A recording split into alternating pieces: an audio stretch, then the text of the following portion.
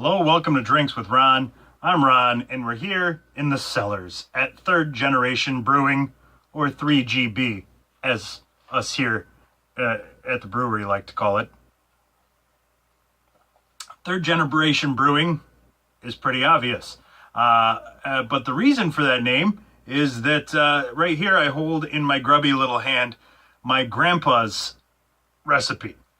I've talked about this a few times, but my grandpa homebrewed, and I actually had no idea until after I had started homebrewing. One of my aunts said, "You realize Grandpa brewed?" And I said, "No, I didn't." And she said, "Well, I bet we probably got the recipe still at the house." And, Grandpa had been dead for like 2 years at that point.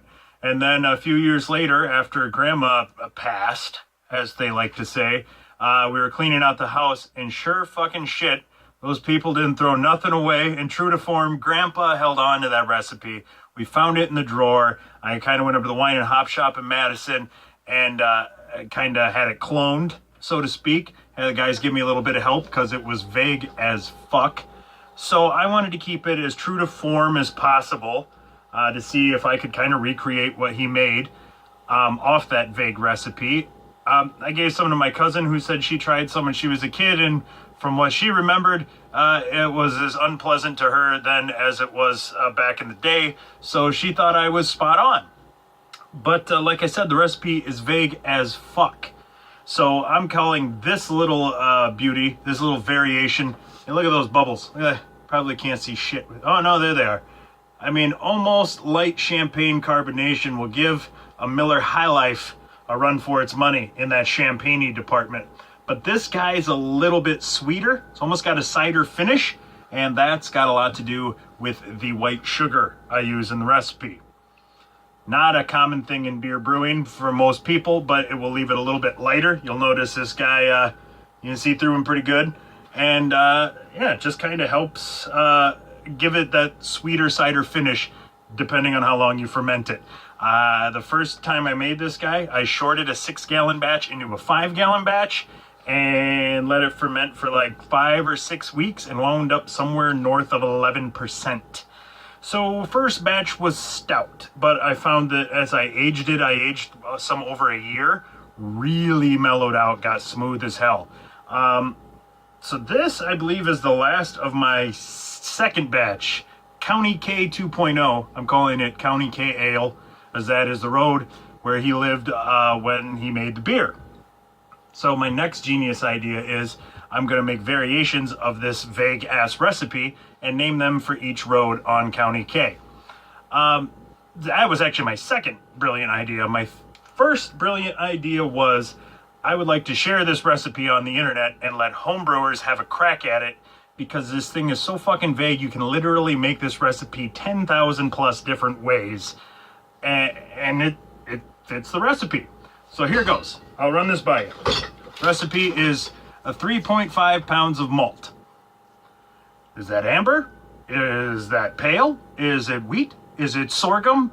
Is it dark? What malt? Well, that's up to you, my friends, but 3.5 pounds of it. Next, 3 pounds of sugar. Well, what sugar? I went with white sugar because I figured that's what Grandpa used. I also went with a golden light malt extract because I figured that's probably where Grandpa would have been too. So we got 3.5 pounds of whatever the fuck malt, 3 pounds of whatever sugar you can come up with. Then it was, this is my favorite part, 2 handfuls of hops. So I took it to the wine and hop shop, asked the guy behind the counter. I said, "What's 2 handfuls of hops?" And he went, "About an ounce." I was satisfied.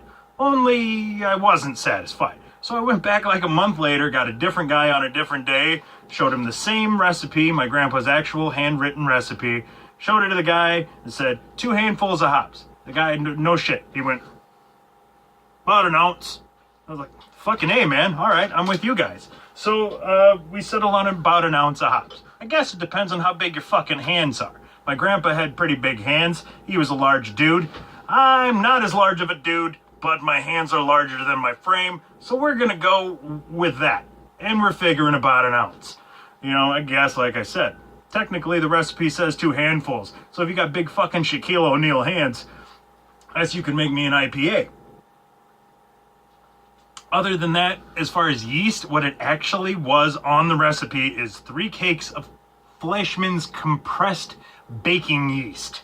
That I was not going to do. I switched to an actual ale yeast, which is just fantastic. So again, yeast, I guess you leave that open. What do you want to do? You want to use a Pilsner yeast? Go fucking nuts. And hops, I went with Cascade because I figured that would have been what I said. Would Cascade have been growing in the area? Grandpa probably would have gotten the hops from a farmer he knew who was growing them. I said, yeah, Cascade would have been in Wisconsin in that time, growing locally. Sure, go with that. So I went with that. But literally every hop again at your disposal. Mashing, hop schedule, boil time, none of that. So you want to boil this fucking thing 20 minutes, dump your hops in all in the last second? You can do that. You want to boil the fucking thing for 2 hours and dump them all in right up front? Hey, you can go night and day with this fucking recipe. Like I said, without a hop name, without a hop schedule, without a boil time, without a ferment time, you can make this 10,000 different ways. And what would make me really happy is if a whole lot of homebrewers could actually do this and then post me their variations.